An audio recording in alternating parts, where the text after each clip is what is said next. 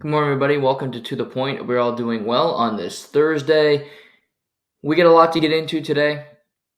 Thursday night football tonight, New York Giants at the San Francisco 49ers. We had a trade in the NFL yesterday. Getting into some baseball stuff. Ronald Acuna Jr., what he's doing, really incredible.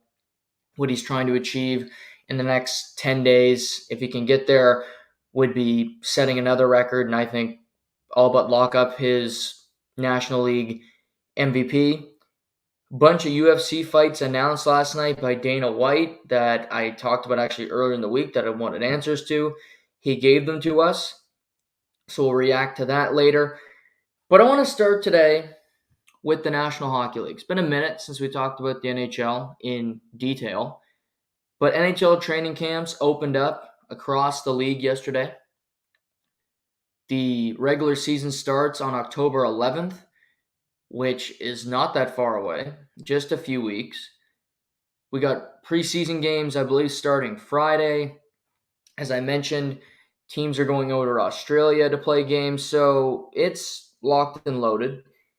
And we got a number of interesting storylines. We still have a number of restricted free agents who need to figure out deals before they can report to camp and before they can step on the ice. So there's that. There's a couple players that want contracts ending the last year of their deals. That's intriguing to me.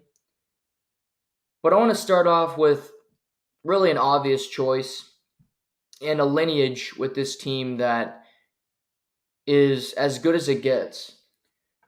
Brad Marchand was named the 21st captain in Boston Bruins history yesterday.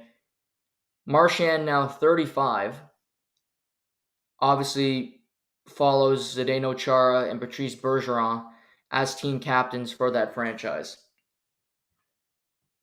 I don't know of a lineage, of a history in my lifetime that had better leadership than the Bruins. Chara was fantastic for a long time.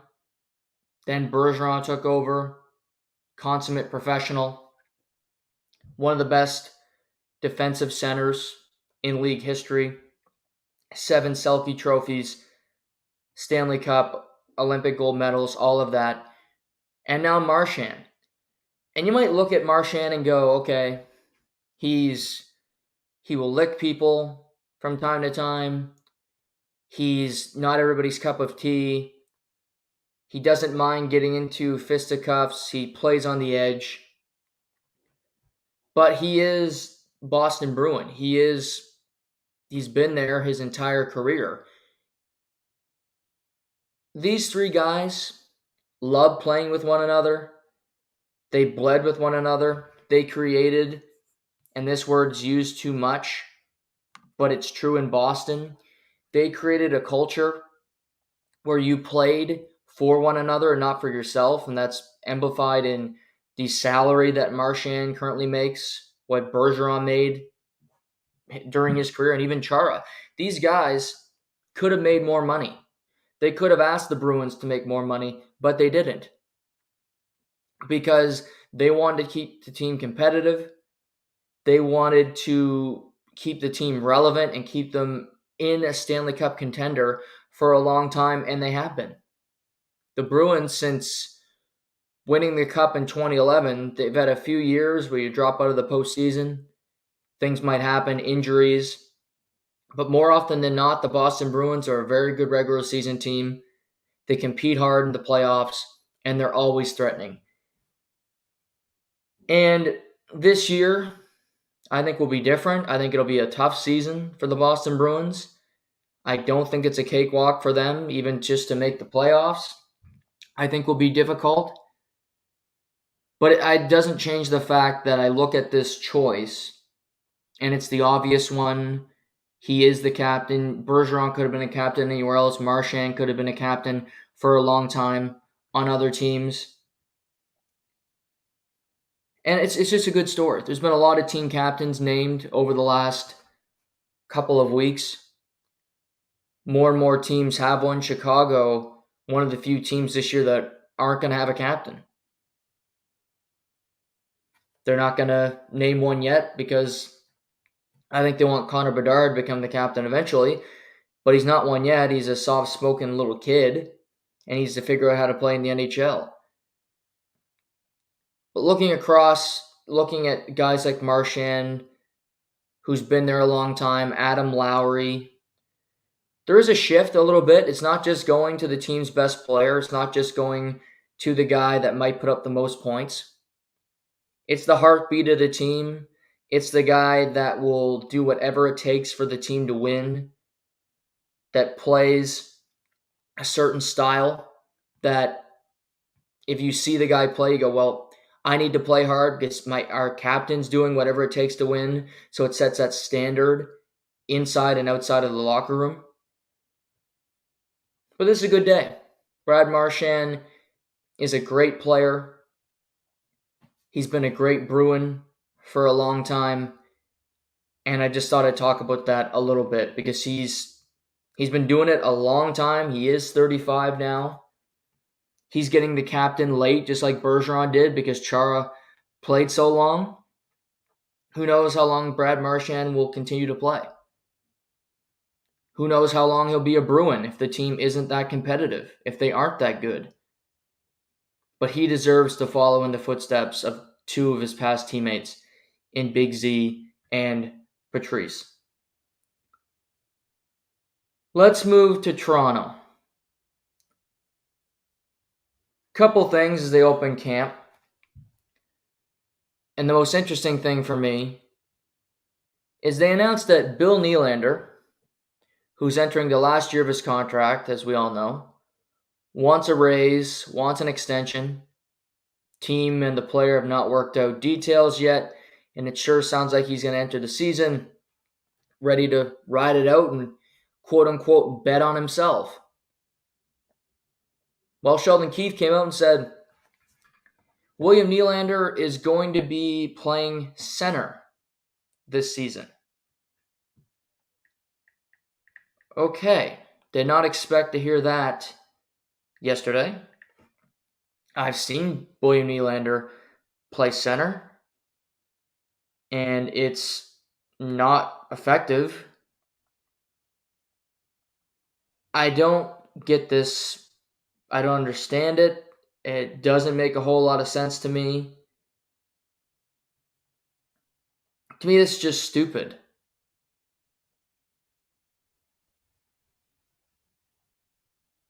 You have Austin Matthews, Tavares, easy centers, David Kampf. Then you look, well, it'd be doing Gambrel potentially. Sam Lafferty can play some center. Max Domi can take faceoffs. He could play center. They're not going to do that. William Nylander's a winger. That's where he does his best work. He's a winger because he pairs well with Austin Matthews when they play together. He pairs well with John Tavares when they play together. William Nylander is not a guy that is a puck-retrieving hound. He's not going to be the guy that goes into the corner all the time and works to get the puck. That's what a center's job is, to be everywhere on the ice. You're taking face-offs. You need to be defensively responsible. You need to know where the puck is. You're following the puck at all times. You don't have a space. As a winger, you have your board, and you have your defenseman, and you know your defensive responsibility, and you know what space on the ice that you occupy. And it's a lot easier than playing center. Just like it's a lot easier than playing defense. Wing is the easiest position to play. I did it. You can get by not working that hard by being a winger. And William Nylander has done it his whole career. He's a great player. Don't get me wrong. He is, and he's improved his overall game, but he's not Charlie Hustle. He's not the guy that's going to put in the extra work. If you don't have the center depth, that's on Brad Treliving. That's on the team then forcing somebody into a position that isn't going to work. Saying, okay, we're going to try you at center. We know you can do it. He did it in the bubble, and it was a disaster. It didn't work because his line didn't create. Austin Matthews is a goal scorer, yes, primarily. The reason he can get by not being such a forward that can create, that doesn't get a whole lot of assists, he gets plenty, but that's not his general game, is because he plays with Mitch Marner. And Mitch Marner creates. Mitch Marner has a center mentality, but he plays wing. He's a distributor first. He's not a shoot first type player.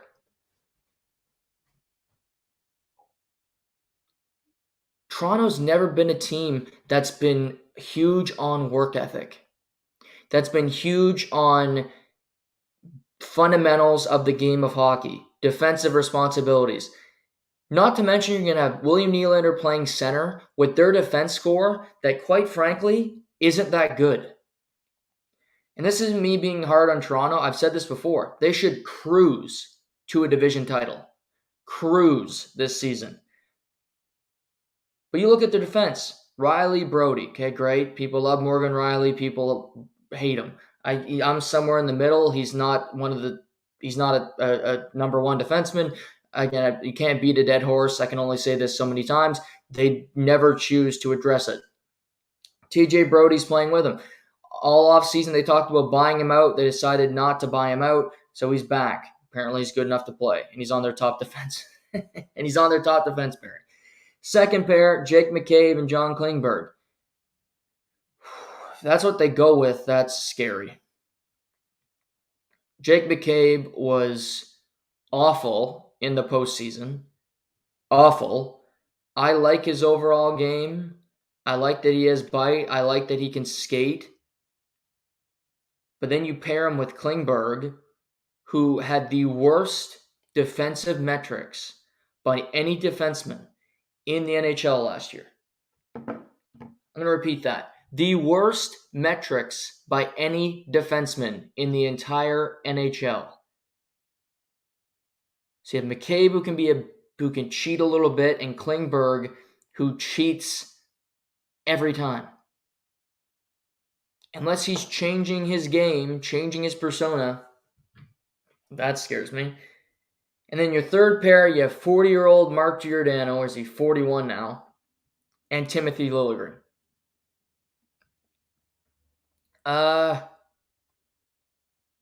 No.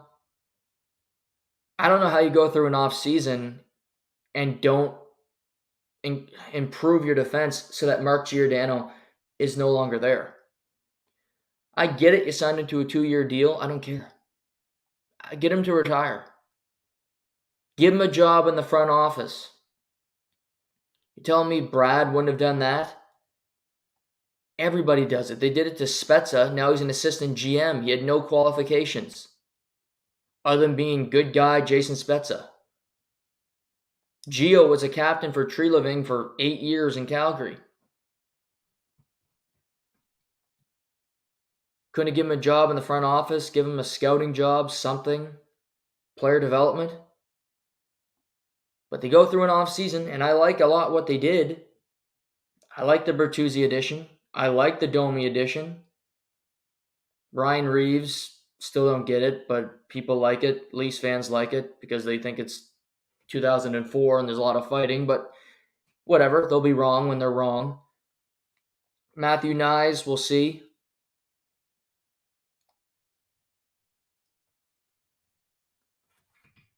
If the argument is, well, we didn't allow a lot of goals in the postseason, okay? And it was our forwards that didn't score, okay? I get it. You didn't. You lost, 3-2 in the closeout game to the Panthers. So you couldn't score 3 goals. Your top players couldn't get you on the board. Well, you didn't change them up. You didn't change any of them. Nylander's back, Marner's back, Tavares is back, Matthews is back. So if that was the problem, they're all back. You're running back the same gang. To me, If the argument is, well, we lost that one series because we couldn't score, you weren't going to win the next two with the defense core that you have. This is the start of the regular season. Things will change. Treliving will trade draft picks. He will do whatever it takes to improve it. I do believe that. But day one, I don't think your defense core has to be, for lack of a better term, below average, which is what I think they got in Toronto.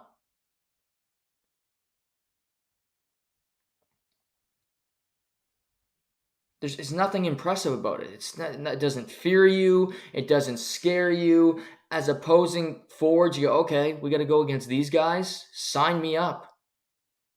I get to go down John Klingberg's wing, and then when I'm not, I get to go against Morgan Riley's wing. Have at it.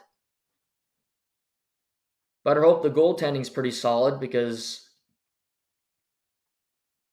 to me, on any winning team, a strong defense score is more important than really great forwards.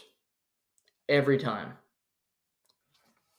Vegas, Chicago, Los Angeles.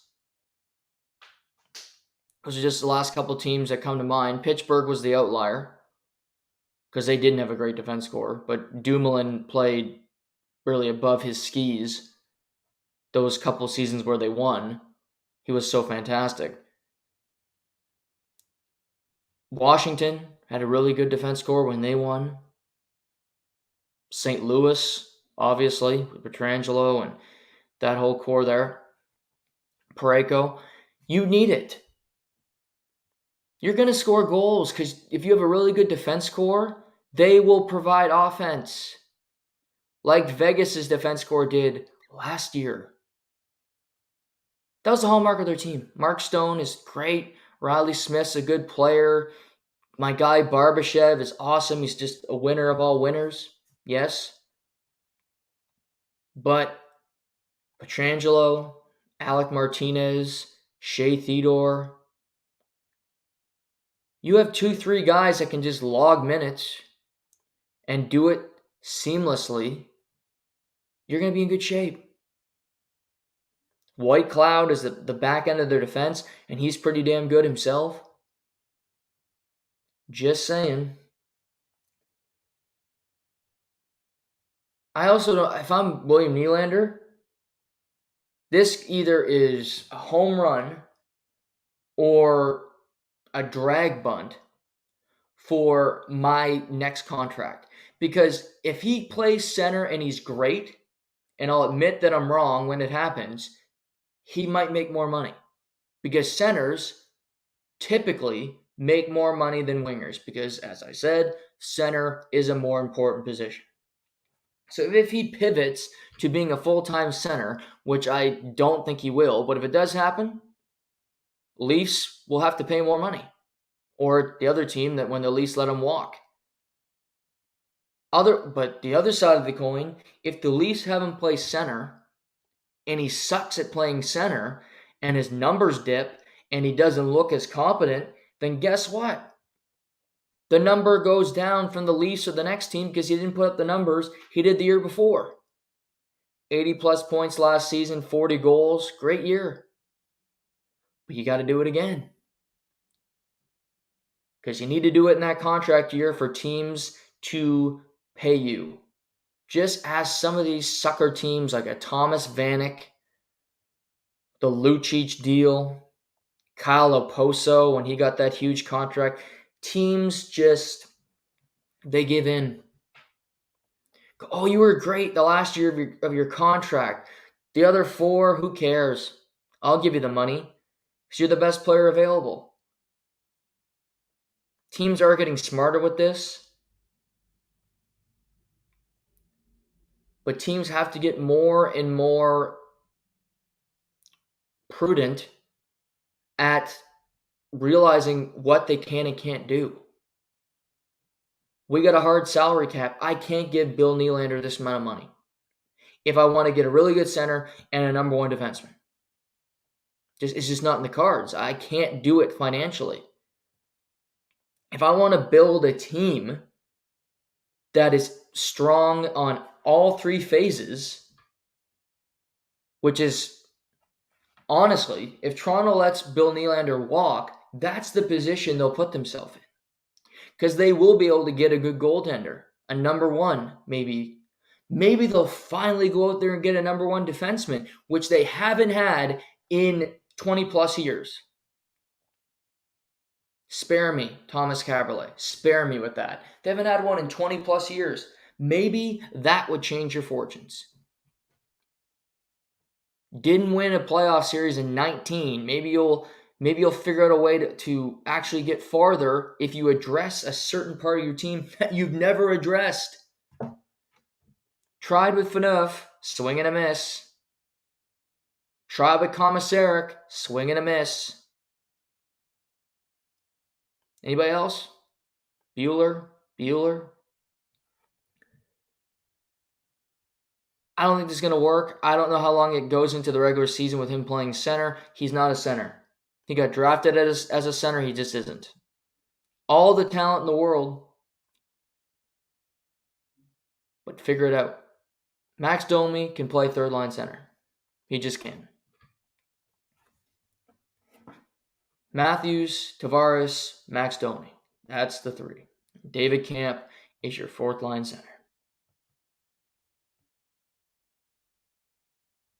Because you look at this, look at their projected depth chart. You have Bertuzzi, Matthews, Marner.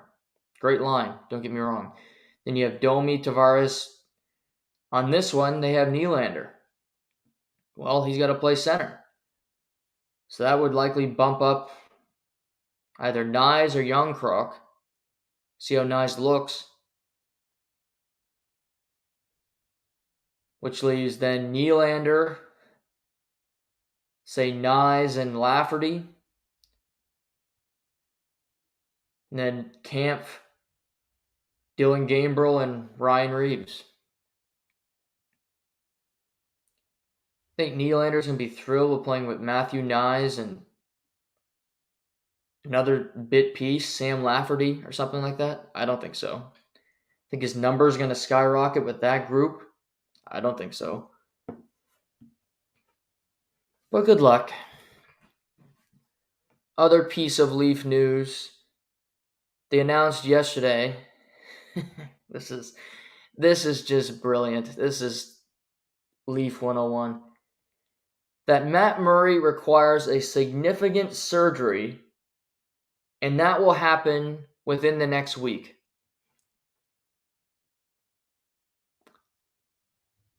You know, if a player wants to come back and play, if he wants to give it a go or give it the old college try,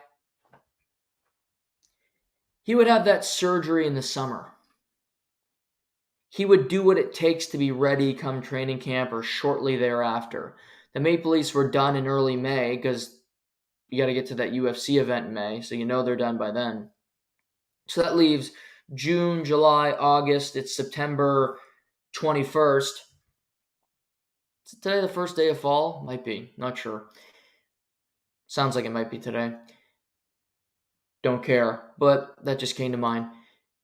If you have all those months and you want to return, you want to give it the old college try, get back on the ice, you think you'd have the surgery.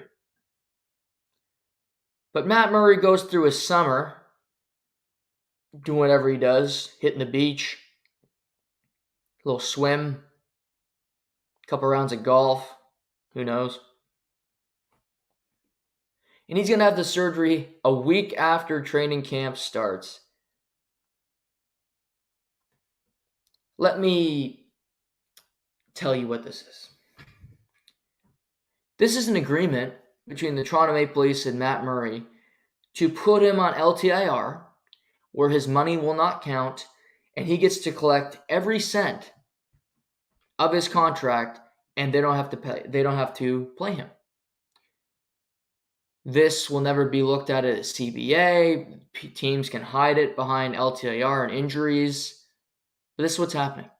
Just so you all know, you want to cut through the nice, say it's like a cake, right? You want to cut it up. I'm cutting through the bullshit. I have no problem with this, but I just want to kind of explain it to all of you if it kind of you lose it. Go, why wouldn't he? Why have the surgery now? It's because he doesn't want to play. Matt Murray's not a competitor. The Leafs don't want to play him anymore because they want to keep Joseph Woll and not have to send him through waivers. They can't afford to do that. So, yeah, that's what's happening here. Matt Murray will have his surgery. He'll spend a year on LTIR collecting his checks every 2 weeks. Likely not even being around the team because they don't want Matt Murray to be seen. They don't want the media to think about Matt Murray again. They don't want anybody to even ponder, what is Matt Murray doing?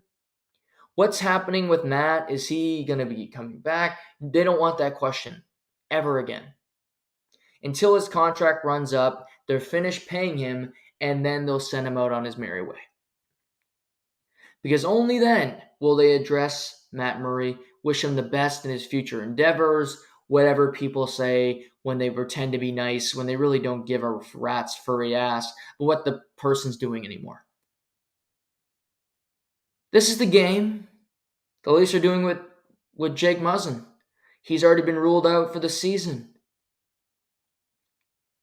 Yesterday, he'll go on LTIR, last year of his deal, collect every cent of that money, not play. Same with Matt Murray. I would argue two very different circumstances. Jake Muzzin, if he could play, he would play. Matt Murray has made a career since winning that second Stanley Cup to not play when he has the ability to play. And even think about this. They're going to have him go through a surgery that he could have had all summer. He was on the bench for their playoff game. He was the backup goalie to Joseph Woll. So in the event of an injury, Matt Murray would have gone in. He would have been healthy to play in May. But yet, no talk of an injury, no talk of any, he didn't get hurt in training, no report. I know the Blue Jays reporters are great. I was sort of Blue Jay. Mixing up the reporters. Actually, the Blue Jays reporters are pretty good. I know the Maple Leafs reporters, the guys on the ground, they do a really good job. They work hard, and my God, the journalism that they do is second to none. It's quite inspiring. The scoops that they get, I'm in awe of it. Really, Washington Post level journalism. Congrats to that, and I appreciate all of it. But we didn't hear that scoop. We didn't get that. So this guy. But they're beating the system. Good on them. Good on the Leafs. But when Tampa did it, they were cheating. When Tampa did it and they won the cup, they cheated. And people complained about it. People didn't like it. But what are the Leafs doing here? The same thing. I don't have a complaint with it. Just like I didn't have a complaint with it in Tampa. But I want to point it out so everybody knows. So we're all on the up and up. Okay? Sound good? Cool. Matt Murray, significant, whatever that means, surgery in a number of weeks. Significant surgery at a knee, at an arm, at a shoulder. To get some plastic surgery. Significant surgery, whatever that means. He'll do it. Good on Matt. Collect that money. Restricted free agents.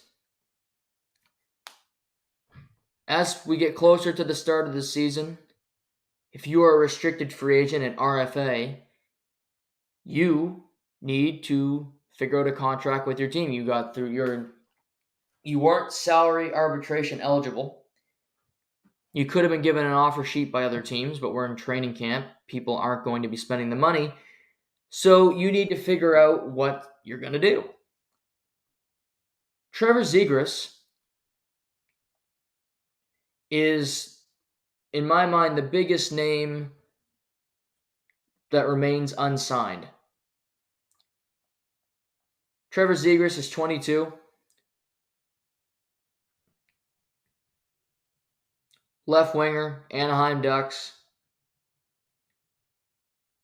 and he doesn't have a contract. He's waiting to be signed, just like his teammate Jamie Drysdale, who missed most of last season. Both do not have contracts. Both difficult contracts to figure out. To me, the Zegras contract will be a bridge. Both sides, I think, will prefer that. Here's my thing. Anaheim has $16.6 million in cap space, so they have plenty of money to maneuver.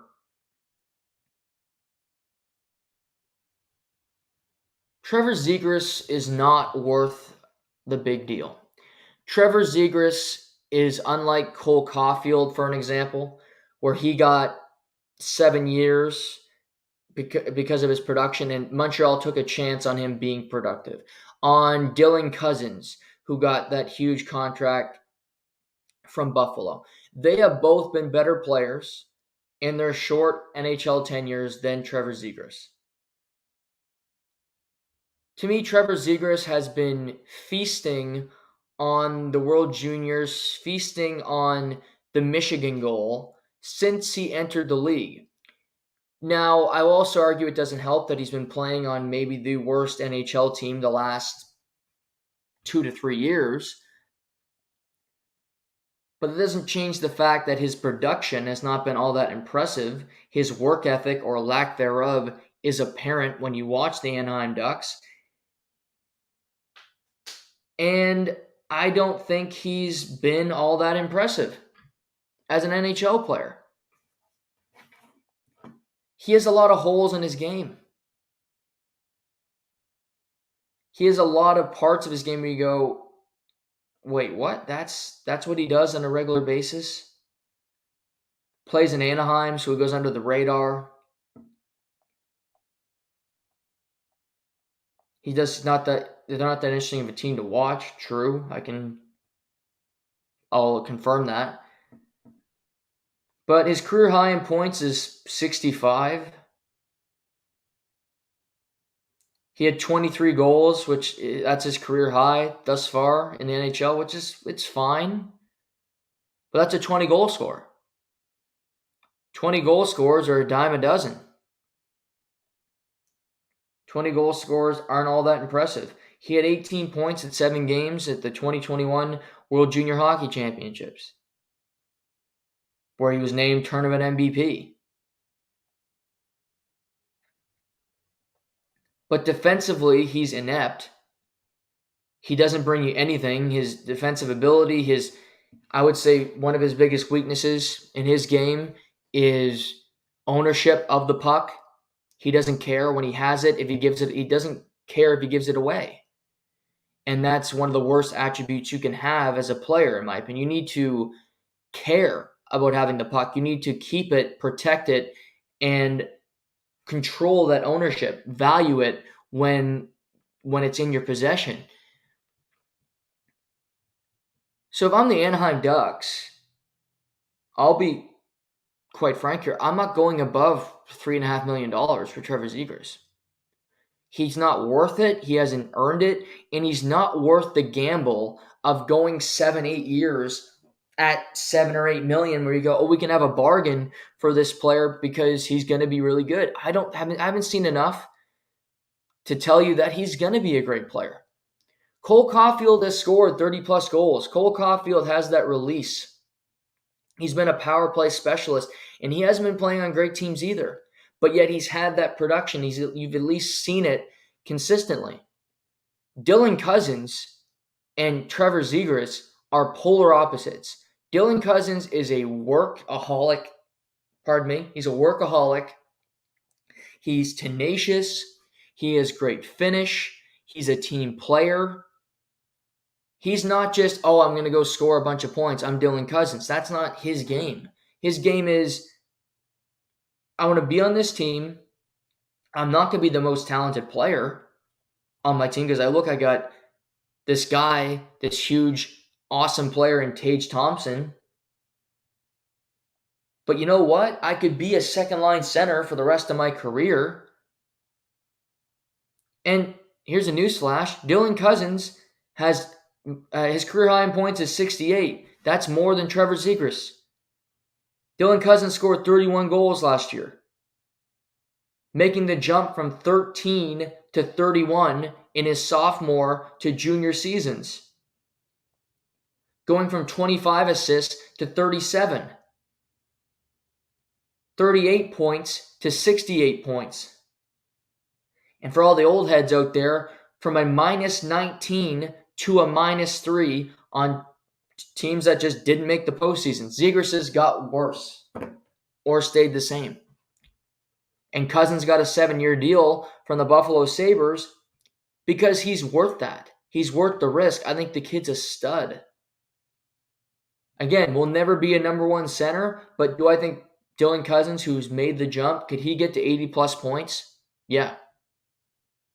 Because he'll work his ass off to get there.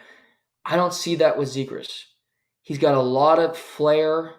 He's fun for the game because he's got a good personality, and he is fun to watch. And I think little kids would prefer to watch Trevor Zegras play than to watch Dylan Cousins. But as a person that just values winning, it's Cousins every day of the week. I think Zegras likely wants a bigger number. He sees people in his draft class and the salary they're making. I think they'll settle, and my guess is he gets 3 years, $12 million, so $4 million a year.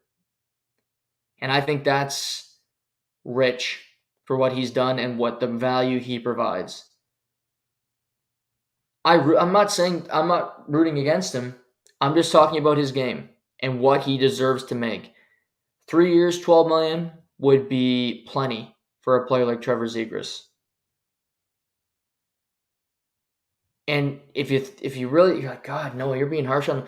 Turn on the Anaheim tape this year and watch him. Just watch his shifts. They're not a whole lot to see. When he doesn't have the puck, he's an irrelevant player. There are players that are noticeable when they don't have the puck. He's not one of them. Shane Pinto of the Ottawa Senators is another player, same age as Zegras. They both played on Team USA together. Bruce Garriock of the Ottawa Sun reported the census that the two sides have a significant gap to bridge. Look at Alex Newhook, 4 years, $2.9 million. That would make sense, honestly, for a guy like Shane Pinto. He's had some injury problems. He hasn't been in the lineup all that much. Jamie Drysdale, again, 21. He's young. He missed almost all of last season with a shoulder injury. Had shoulder surgery. I think Drysdale's really good. He can move the puck extremely well. He's a good skater. But not having a full year of development hurts as well. He'll only be 22 in April. I mean, the kid's so young. Only played in 8 games last season. Played in 81 in his first NHL season. Finished with 32 points. I'll tell you, these deals for Anaheim are so difficult. And a lot of it's not because of the players. It's because the team sucks. They're just not a very good team. They have a lot of problems with their lineup. They built a team full of young players with kind of the same habits, which are not good. A defense score, a goalie that just gets 40 to 45 shots a game put against him, and John Gibson, and his confidence is gone. Drysdale, I wouldn't give the long-term deal to either. 3-4 year deal, that's what I'd be looking at. Another guy is Igor Sokolov, who played for the Cape Breton Eagles for a long time. He had 59 points in the American League last year. Hasn't gotten a huge look at the NHL level so far. Just reading this, it said Stokolov's stock is on the rise. He remained in Ottawa all summer and is skating with his Senators teammates with no contract. Looks like he might need to accept a two-way deal with a pay bump, but yeah, he hasn't really played at the NHL level. So tough to get a one-way deal for him. Likely will have to start the year in Belleville and work his way up, but he's a goal scorer. He certainly can score goals. He's got a great release. That's what got him drafted in the first place. And I didn't think I saw him play in the American League. His skating was horrible. That was the thing that stood out to me. I think it's still a problem why he hasn't really gotten a huge look at the NHL levels because his skating isn't good. But we'll see. But those are some of the RFAs available. And the last piece of NHL news that I wanted to talk about is Steven Stamkos. Steven Stamkos is entering the last year of his contract, and he doesn't have an extension. And he's not that happy about it. He talked about it yesterday in his media availability, saying, I'm here. I'm ready to sign a deal when you guys are. Didn't hear from you all summer long. Shout out Kid Rock. And crickets. Nothing happening. He wants to stay in Tampa for the rest of his career.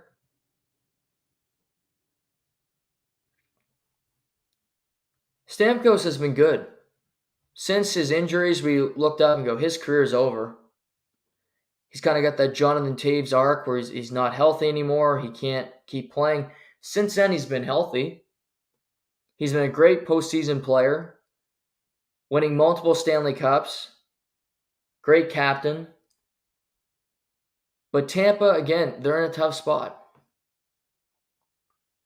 Hedman locked up, Point locked up, Vasilevsky locked up. They've given out a lot of contracts to their best players, and they're still in this weird position where they believe that they can win. But then again, they also, I think, want to pump in some new blood to this team, and Steven Stamkos, while a productive player, and while he's been a godsend to this organization, he's 33 years old. He'll be 34 when you sign the next contract, so he turns 34 in February.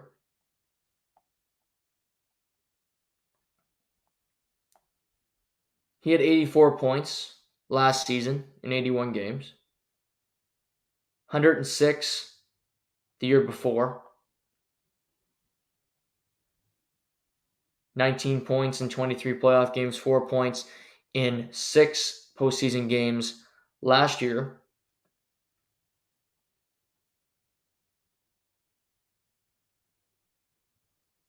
I think at this point, Steven Stamkos is a 30 to a 35 goal scorer with 85 to 90 points, and there is value to that. But how long can he keep up that pace? How long can he continue to play that well? Because Tampa is not a young team anymore. You get older every year. The amount of postseason runs that they had, you get older every year.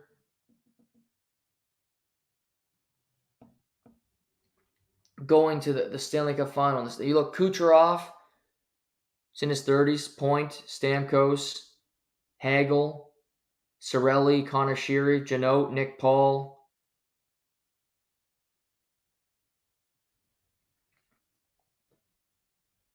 Defensively, you have Hedman and Perbix. Chernak and Sergachev still remain. They added Calvin DeHaan this offseason, and Bogosian returns. You could make the argument minus having Alex Killorn, which is a big loss. I think they have a better team going into this season than they did last one.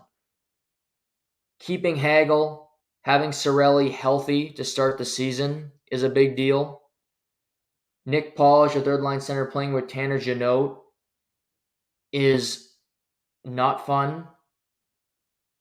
That's that's a third line that'll kill you. Guys that are heavy, not fun to play against. They added Luke Glendening, who's a perfect fourth line center with Logan Brown, and Tyler Mott, who's a player that I really like. So their forward group is solid. Their defense, it's worse than it was in past seasons. Obviously, they've had to offload players because they win. And looking at it, they would miss Steven Stamkos if they don't have him on this roster. I think the question is, how long does he want to sign? Because a player that's 34, even giving a 34-year-old a 4-year deal is a scary proposition. Because you're 34. And not everybody can be Sidney Crosby and play at an elite level at that age. I think Tampa can look at John Tavares and go, Steven Stamkos is a better player than John Tavares right now, and he's a year older than John Tavares. But what can he continue to do here? What is he capable of? Is he going to fall off like John has in Toronto where his skating isn't all that good? He's still going to have that bite. The dilemma in all of this is who are you going to replace the player? Who's replacing Steven Stamkos on this roster? And unless Tampa wants to completely offload everybody and rebuild, you're going to need somebody to play that center position to be the number one. Because Cirelli's a perfect number two. One of the best in the league.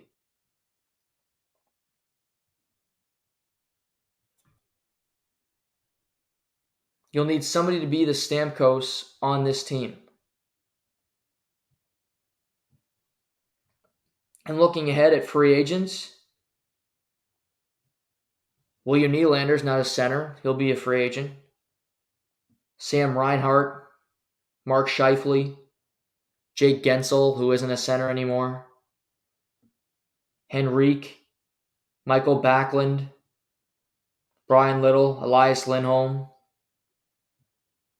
would be interesting, actually, with the Tampa Bay Lightning. Jack Roslovic, Chandler Stevenson. That would be fun. Just looking at 2024 free agents that Tampa could at least explore if you decide to get rid of Stamkos. Colin Blackwell, no. Nick Cousins, no. So there are some good players as you go through it.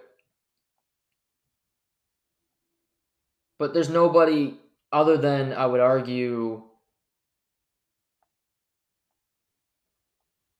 Chandler Stevenson, who's a different kind of center, but extremely productive and can do it all. Other than him and or Elias Lindholm, you don't have anybody. I don't even think Stamkos at this point is a better player than Mark Scheifele. I think he's even a better fit in the locker room. Scheifele's reputation is taking a bit of a hit. Scheifele will be 31 in March as well, so it's not as if he's a spring chicken joining your team. Scheifele had 68 points last year in 81 games to Stamkos' 84. So, different players, certainly. But for Tampa Bay, I never agree with, it's disrespectful to the player or anything like that, because it's a business at the end of the day. And Tampa has to do their business, and Stamkos has to do his business. Stamkos explored leaving Tampa Bay to join the Maple Leafs when he was a free agent 8 years ago. Was that disrespectful? No, because it was the player looking at his options. The team's doing the same thing. They can come back to the negotiation table and give him a contract tomorrow. And maybe that will happen. And I don't begrudge him for speaking to the media about it. But it's never disrespectful. I never agree with that, because it's a lazy way, and it's, feel bad for the player and this, that, or the other. It's not, that's not how I view it. The game's fickle. The game's a bitch. And it's not fair. Stamkos is a future Hall of Famer. Number 1 overall pick. An awesome guy. He's had some unfortunate things with injuries over his career. Didn't get to play at the Olympics because of an injury, and different things happened for him. But he's been as competitive a Canadian hockey player as anybody since he entered the league. One less Stanley Cup as Crosby, one less appearance than Sidney Crosby. Think about that for a second. For as number 1 overall picks go, he's been an absolute hit. And Tampa, their roster is not as good as it was last year, but they do get to rest up because they were out early in the postseason. Vasilevsky should be better because he's still the best goaltender in the NHL, period. And if Stamkos is on his game, Braden Point, who'll be fully healthy. Hedman after a down season. A lot of these guys were tired. And we'll see what energy they have this year, what they have left in the tank to keep going if they have another run in them. They should be a playoff team at the very least.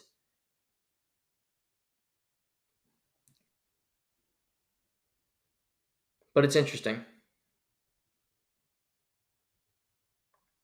Because it's a risk. Because sure, you'd love to have Steven Stamkos and say we had him the entirety of his career. But that sentiment is more important to the player than it is to the organization. Because the organization wants to win. And the organization wants to win while also being in the best position financially to move forward after they win. And you think about the players they've locked up. Braden Point is not old. Hedman is still in a good position. Vasilevsky is in the prime of his career. Steven Stamkos, when you sign this player, will give you nothing of his prime career because he'll be 34 years old. Chandler Stevenson, Mark Scheifele. You wait out if you could get the player, number 1, and also what would the difference be? Chandler Stevenson will be 30. Look around, Steven Stamkos got 2 Stanley Cups, so does Chandler Stevenson. Very different players, no disagreement. But Chandler Stevenson is an awesome player. 20 points in 22 playoff games last year, quietly. And just a player that is always in the right position. And he's worked his way to improving the player that he is. Elias Lindholm, with the right players, can be very effective. He proved that in the Calgary Flames when he was paired with Johnny Gaudreau and Matthew Tkachuk. So he's a center that I think a lot of teams would covet. They haven't figured out terms in Calgary yet. He said he didn't say he wanted to be moved. He said that this week meeting the media. Well, he hasn't signed a contract yet. Calgary has big expectations this year. A lot of these teams might just sit on it. Winnipeg hasn't traded Mark Scheifele. Will they? The team doesn't have a great season. Do they trade Scheifele and Hellebuck at the trade deadline? I think it was stupid not to trade them this summer. But that's just me. Would have made for some good content. And that's what I root for, content. I don't give a shit about the teams that win. I just want good stories. Does Calgary move off of Lindholm if the team isn't all that good because he's a UFA and he's not going to return? Do they move off Noah Hannafin because he's a UFA and he doesn't want to return? He said that. Decisions. Nylander, Scheifele, Lindholm, Hannafin, Chandler Stevenson. A lot of these guys are going to be UFAs that won't get, other than Winnipeg, likely won't get moved because I think those teams are going to be playoff teams. And that's an own rental. You keep them on your team and you try to win, and if you don't, take it on the chin. You don't get players, you don't get draft picks for them, but at least you had the opportunity to win, so you took it. And that's what you weigh. That's what you look at and go, okay, what are we going to do here? Do we think we can win? Do we have a shot? And you weigh your options. But as NHL training camps start, as the stories start to unfold, these are different stories that are interesting. Contracts and what are people worth? How long does it take for Jamie Drysdale, Trevor Zegras, restricted free agents, to get deals done? How does Connor Bedard look in training camp? How does he look on opening night? Montreal Canadiens traded for Tanner Pearson the other day, flipping Casey DeSmith to Vancouver. Pearson was injured most of last season. He's a solid winger. I don't hate it for either team. Casey DeSmith's a good backup goaltender for the Vancouver Canucks. Better than anything they had, quite frankly. And Pearson's another plug-and-play player for the Montreal Canadiens.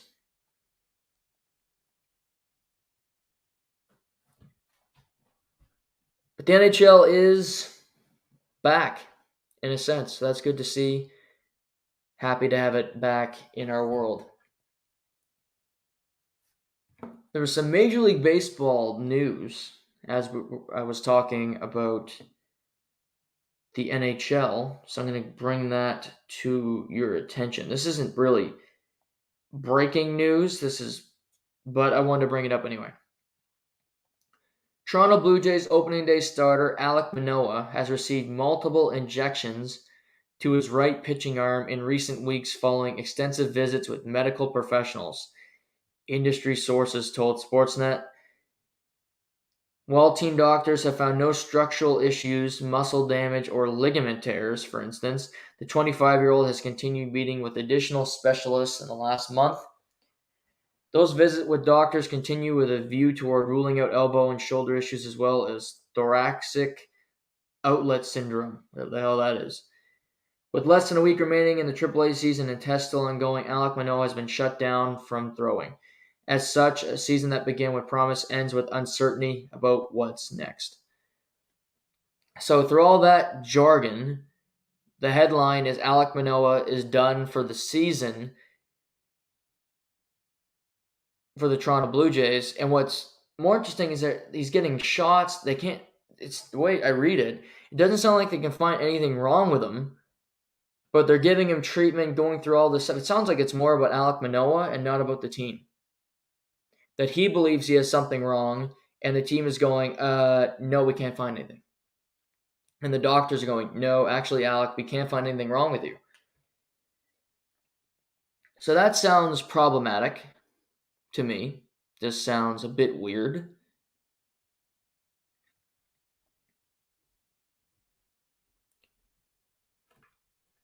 What a disaster season for him. Opening day starter, runner-up for the Cy Young last season, and now he can't even pitch in AAA. I don't know if he's back with the Blue Jays next season. The way it's gone this year, such a mess. I don't think he came into training camp in shape. Can't locate the fastball. Most walks for any starter for the Blue Jays this year per their inning basis. And now he's being looked at for different things and they can't find a problem. Thankfully for the Blue Jays, they had good pitching depth. They continue to win ball games. They won again last night in the Bronx, defeating the Yankees. The Mariners, Astros, and Texas Rangers all won their respective games. So the Blue Jays still have a game lead for the second wildcard spot over Texas and Seattle. They finished their series against the Yankees tonight before heading down to Tampa Bay to play the Rays. The Texas Rangers and the Seattle Mariners play each other this coming weekend for 3 games. So that's also an advantage for the Blue Jays, where one of those teams is going to lose every game.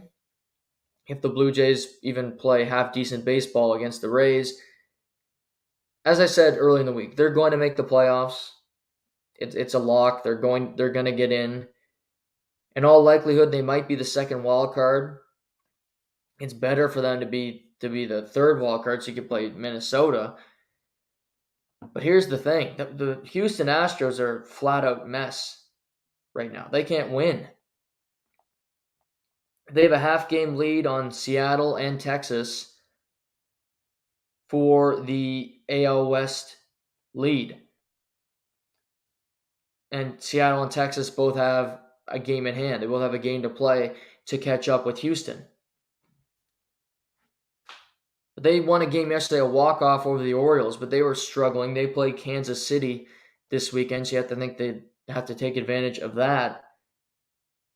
But now the Blue Jays even have the same record as Houston. So if Houston falls out of their position, if they don't have the lead in the American League West, the Blue Jays, I believe, have the tiebreaker over them, and they'll put themselves in a better position as well. So the thing for the Blue Jays is they're competing with 3 teams in the same division.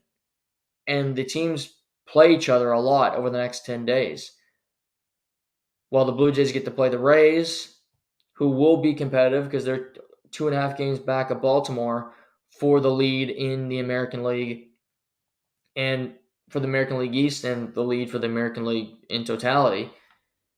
But Minnesota is only 4 games back of Houston for the second best record in the American League. They want to try to get a bye if they can with their last couple series here. Minnesota off today. They play they play the Angels, which is a good team to play this upcoming weekend. Like I said, the Astros host the Royals for 3 games. But I would credit the last little stretch for the Blue Jays just playing better baseball. Pitching's been good. Like Gosman went 6 innings last night, scoreless. He's been great all year. But I'll look at a guy like Cavan Biggio, who just has provided new life into this team. He's played third, he's played second, he's played first base, he's been in the outfield. He's come up with clutch hits that other guys in their team just flat out haven't. Like, say, Vladimir Guerrero Jr., for instance. But even Kevin Kiermaier, you don't think about it, but he's hitting 270 on the season. I never thought he'd hit 270 over the course of an entire season. He's been good all year long defensively, and he's been healthy too, for the most part, Kevin Kiermaier, playing over 120 games. Varsho's been a disaster, but even Spencer Horwitz, who's called up, he's played 14 games. He finishes with 3 RBIs last night. Bo Bichette goes 2 for 5. He gets back on. Springer's been better in the back third of the season. But they're going to get in. Rays lose last night, and the Orioles lost to Houston down the stretch. Orioles open up a 4-game series with the Guardians this evening in Cleveland. In the National League, what a day. You had Cincinnati lose to Minnesota in the afternoon. Arizona, who have been red hot, they sweep San Francisco. Corbin Carroll is going to win NL Rookie of the Year. The dude's awesome. Batting .285 now, 25 homers, 73 RBIs, scored 109 runs, and he's got 50 stolen bases. One of the best leadoff hitters in all of baseball. So he goes 4 for 5 yesterday. But they win 7-1. Christian Walker, another youngster, has been great. Lourdes Gurriel Jr. doing his thing. Hear about this guy, Blue Jays fans? Gabriel Moreno, catcher that you gave up so you could keep Alejandro Kirk. He's batting .292 in the season.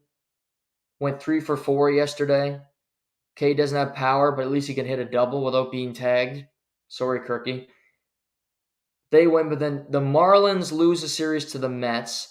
Soul crushing. The Pirates crush the Cubs. So now this is where things stand in the National League. Arizona has a 1.5 game lead for the second wild card spot over Chicago. They're in good shape. They can't lose right now. Chicago has a 0.5 game lead over the Marlins for the final wildcard spot. Cincinnati trails the Cubs by a full game, although the Cubs have 2 games to play, have 2 games more to play than the Cincinnati Reds. Cubs finish their series with the Pirates tonight. Then the Cubs get to play the Rockies. So a couple good series for them, you would think. While Cincinnati, where are the Cincinnati Reds? They get to play the Pirates, so a division team, but again, not a team that's in the postseason. Marlins have to play the Brewers this coming weekend. Not ideal. The Brewers they're going to win the National League Central. They're playing some good baseball. They're having a pretty good year, all in all, the Milwaukee Brewers. They 86 and 66, 86 wins. They'll get above 90 wins this year, and they'll have to play in a wild card series because the Atlanta Braves have 97 wins and the LA Dodgers have 93. Crazy. The Dodgers, this is another crazy statistic. They won their 10th division title in 11 years. 10 of the last 11 years, they're NL West champions.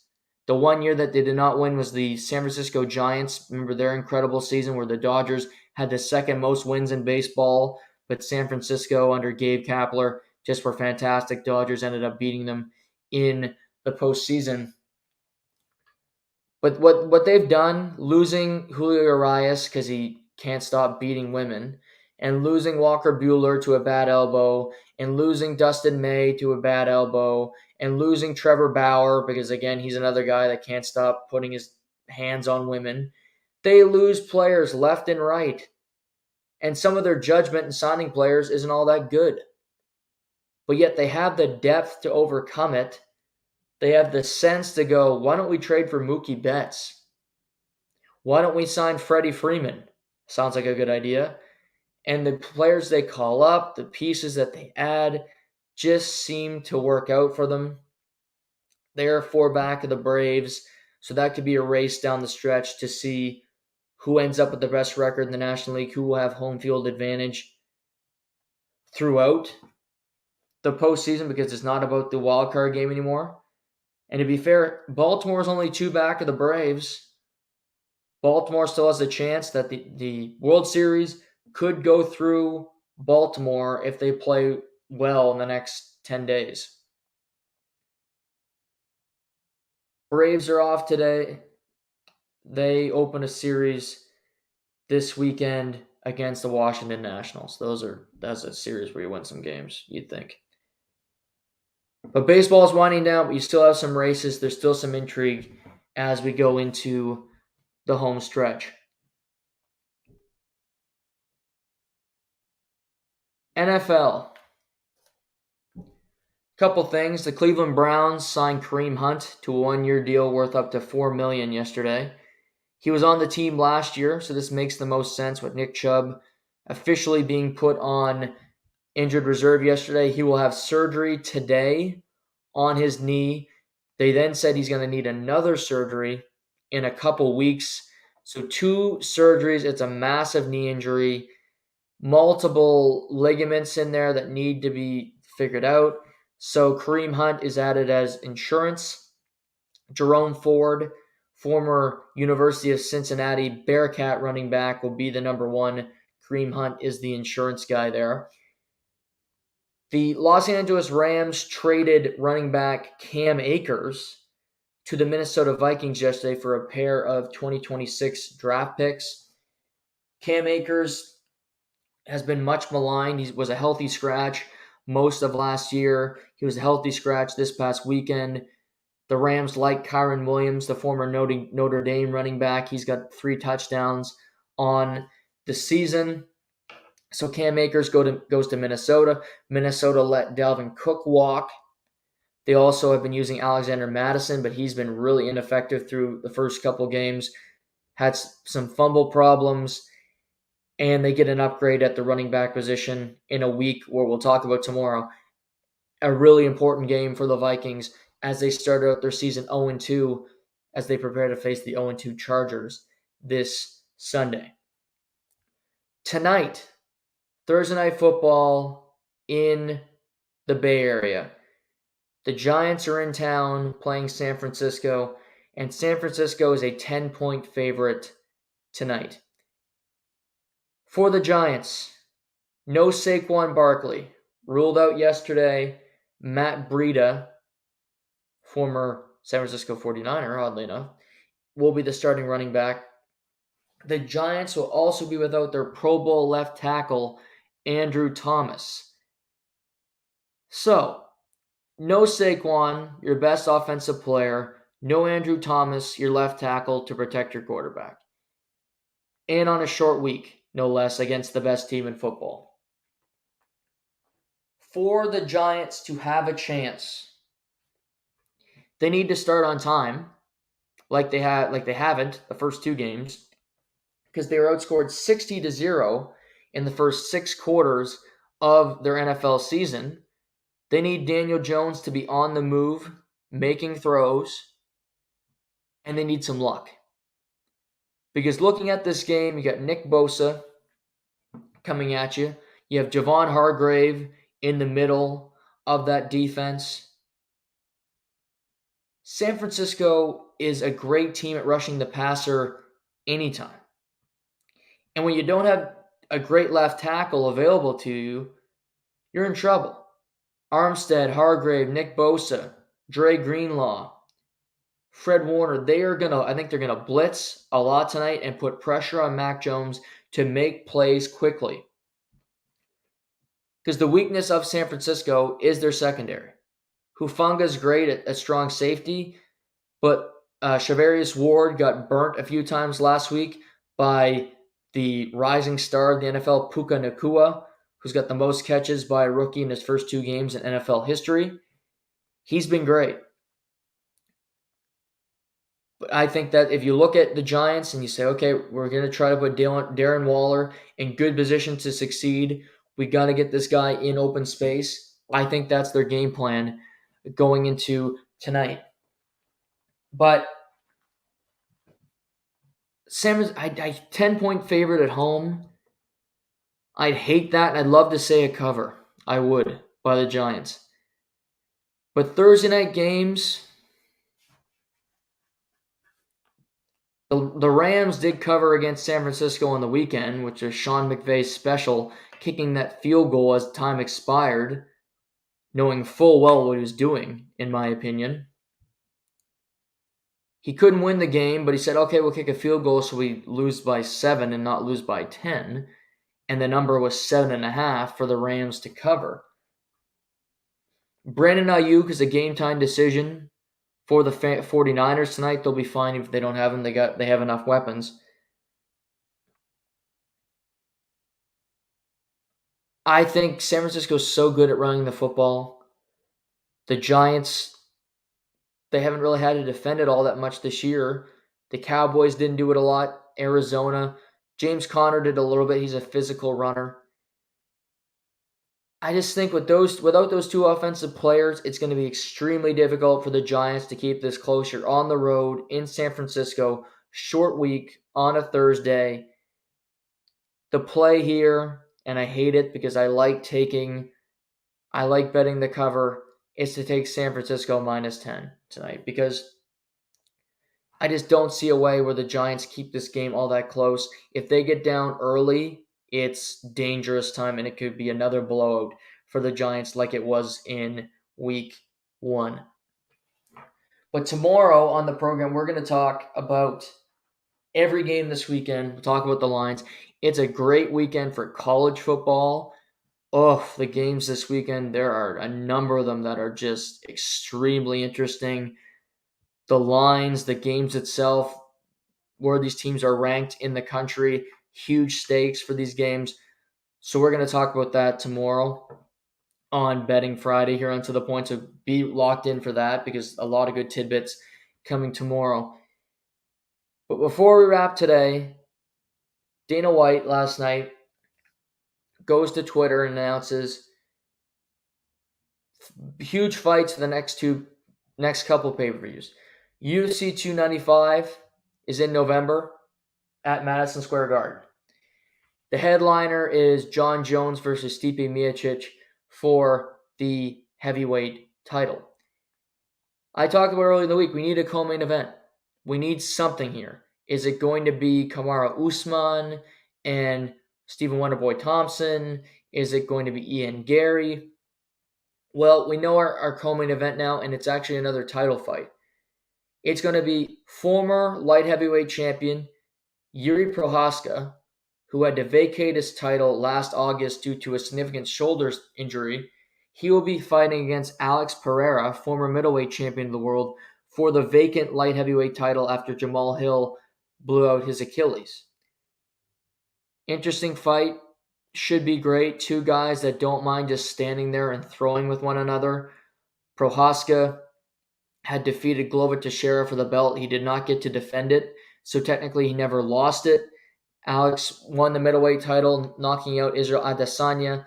He lost to Adesanya in April. He then fought in July against Jan Blachowicz, defeating the former champion, and now he gets his chance to become a two-division champion inside the UFC in under 3 years with the promotion, which would be pretty incredible if he can do that. But the former champ against a former middleweight champion, two really fun fighters. Pereira, obviously a guy that doesn't mind knocking people out, knocking out Izzy, knocking out current middleweight champion Sean Strickland, a great kickboxer. An awesome co-main event in New York between these two guys. And fun for Alex because he won his first title in the UFC in November of 2022. So we'll see if he can win a title in back-to-back years in New York. UFC 296 was the unknown pay-per-view in Vegas in December, just before the end of the year, in December 16th. We have a main event and we have a co-main event. The main event will be Colby Covington and Leon Edwards for the welterweight title. We've known about this fight since March. We just didn't know when it was going to happen. Colby Covington hasn't fought in nearly 2 years. Leon Edwards has only fought for this title against Kamaru Usman. He will now get a new challenge. Colby has fought for the title many times and failed. He gets another title opportunity here. This is an interesting fight. I would have preferred to see Bilal Muhammad and Leon Edwards because I think there's more history there. Bilal deserves it more than Colby does. But Dana White and the UFC love Colby Covington for some reason, and he gets to fight Leon Edwards for the belt. It should be a good grappling exchange. Two great wrestlers. We'll see what happens in this fight. The co-main event is going to be a flyweight title against new champion Alexander Pantoja and Brandon Royval. The last couple of flyweight title fights have been fantastic. Moreno, Figueiredo fought 4 times. You had Kai Kara France and Moreno. Moreno fought Pantoja in July, Pantoja winning via unanimous decision. Moreno had surgery and they're going to move in a new direction.